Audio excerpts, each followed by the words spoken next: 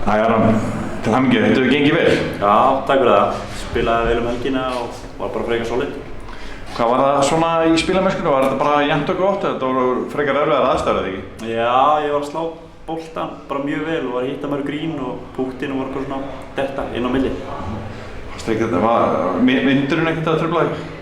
Nei, mér líður bara afskaplega vel í vindinum og finnst gaman að spila í honum. Er þetta ekki búið að vera, hvernig er þetta búið að vera undanfærið? Ertu búinn að æfa vel? Já, ég er búinn að æfa vel í vetur og nú í vor og það var bara að vera mjög fínt sko. Hver voru plönin hjá þér fyrir COVID? Ég ætlaði að gerast atvinnumaður í vor og spila á Nordic mótaröðinni. Það fór svolítið úr skorðum sko.